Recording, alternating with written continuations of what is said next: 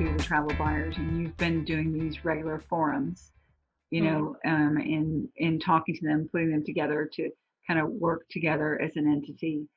So what are the, probably top three things that you're hearing from them that they're focusing on? Well, certainly, I think one of the most interesting things that has come through in many of the talks that I've had, and we've had we were very early on in establishing these dialogues. They were very informal, but about 200 travel managers, and in our forums, they were buyer only forums. But one of the early messages that came through was that travel had been tapped in many different ways, but importantly, had been tapped to be part of the quote unquote return to work, which I think we've all been working, so I'm not sure that's the right exact description, but this return to the office and return to work strategies and functional teams within their organizations. And I think that shows the importance of travel to the business. So that was the first thing that came through, and the engagement and the willingness and actually the enthusiasm of buyers to be on those teams and be a part of that recovery community within their own organizations was really, really great.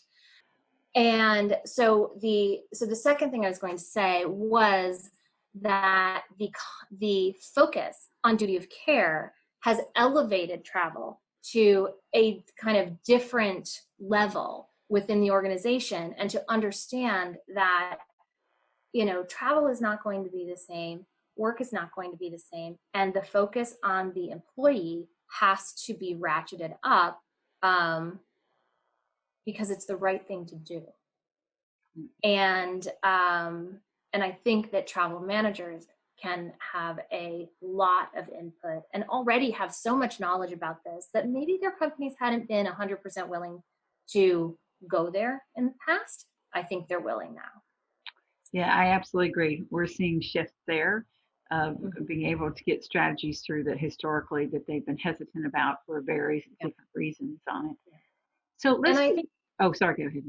Well, I was just going to say the third thing is that as we see these different shifts in travel management and the different demands that are being placed on travel buyers, and there are certain elements of this shift that may be permanent, and everything waxes and wanes, but that as permanent as it can be, that these may be long-lasting changes within travel programs. Not that everything has to be rebuilt from the ground up. And yes, I do think people will have sort of overlay policies that they can rely on that don't change everything underneath them.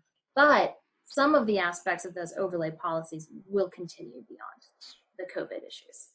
Yeah, I absolutely agree with you on all points. So let's shift that same question, but focus on the supplier side versus the buyer side. Same question. So what will change on the supply side? Yeah. Well, I think they're very related. I think the ability to build confidence in the customer, whether it is the quote unquote consumer or the employee, which to me they're very similar. So building trust, I think obviously a focus on cleanliness, a focus on sanitization, and then communicating that as much as one can. I do think that companies that sort of approach this from a marketing perspective and will have a harder time building trust. I do think there has to be data and a demonstrated process before the trust is going to be there. So it'll be interesting to see how all of the different supplier categories work on this. And they've done so much work already, and it's been excellent work so far, I think. everyone's doing everything they can to, I think, to do the right things and to build trust back in the customer base. But I also think there's the reality that the virus is still here. There's the reality that travel did spread the virus, and we have to continue to be vigilant about that truth.